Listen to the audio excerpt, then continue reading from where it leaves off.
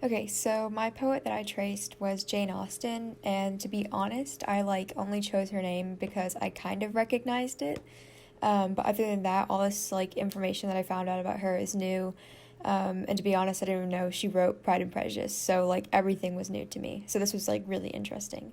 So there's just some pictures of her, and to be honest, looking for pictures, there's really only a few, and then everything else is kind of just copy and pasted. These two pictures are the exact same. One is just zoomed in a little bit. Okay, so Jane Austen in a nutshell. She was really famous. She was a famous English author, but she only really became popular after her death because she died really young. And a lot of her novels were focused on the oppression of women, within society, really, and also the expectation of women to be happy when they're married. One of her quotes is, "It is a truth universally acknowledged that a single man in possession of a good fortune must be in want of a wife." A lot of her novels kind of focused on married women and how they explored their own independence throughout that marriage, kind of like if you think of Kate Chopin's The Awakening kind of deal. Okay, so yeah, it's about that. Again, some more pictures. It was kind of hard to find some that were different. So her childhood to womanhood, she was born to a family of 8, and her older sister Cassandra was her best friend.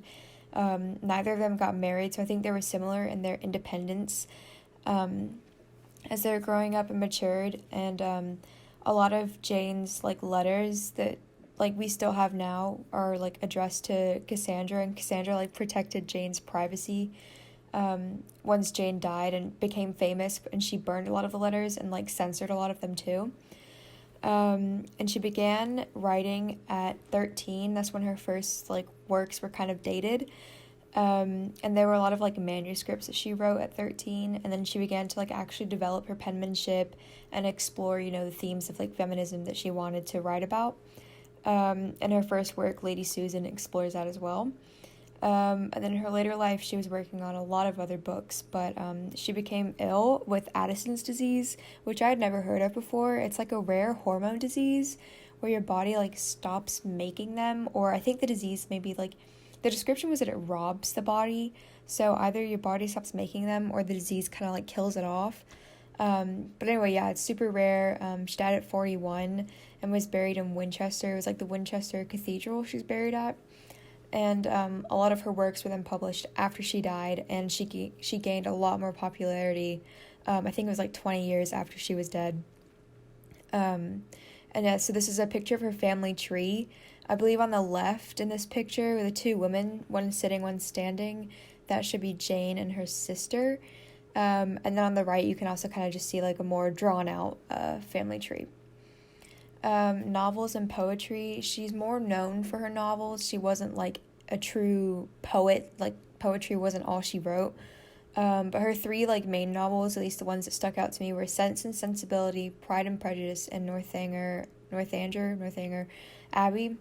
And all the novels, I mean most of her novels, really just talk about women's journey to self-fulfillment and independence in a world run by men. A lot of times she'll comment on relationships between men and women and how the woman struggles more within them. And although she did publish way more novels and actual books, the collection of poems that I read, there's the only collection I could find. It's only 13 poems, but they're really short and witty, and that kind of writing was way different than what she used to write, or how she used to write most of the time, because most of her pieces were exploring feminism, which is a deeper topic. However, I feel the poetry mainly served as a comic relief for herself rather than for those reading it. And to get that's just a picture of her works, and on the right is the collection that I read. And then here is the poem that I chose. It's called "I Have a Pain in My Head." I was kind of just drawn to it with the title, really. I wasn't sure what it was going to be. So I'll just read through it quickly, and then I'll talk about what I got from it and how I kind of annotated it. So, "I have a pain in my head," said the suffering Beckford to her doctor so dread. "Oh, what shall I take for it?" Said this doctor so dread, whose name was Newman, "For this pain in your head, what can you do, ma'am?" Said Miss Beckford, "Suppose if you think there's no risk, I take a good dose of calomel brisk. What a praiseworthy notion, replied Mr. Newman. You shall have a potion, and so will I too, ma'am. So first off, like reading this poem, I really enjoy how she had some like rhyme scheme going in there, because a lot of her other poems didn't really have a lot of rhyme to them. It was kind of just like witty comments is how I got them.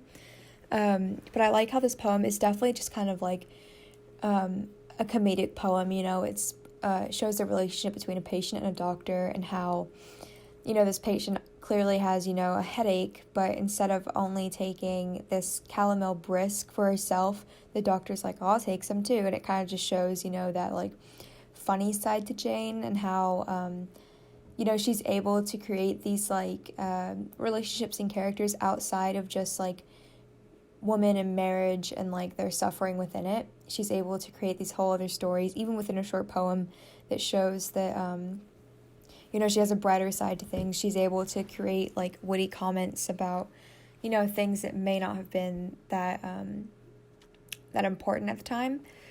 And then I also wanted to look up calomel brisk because I didn't know what that was at first. But I believe it was like some sort of medication that was way more popular at the time.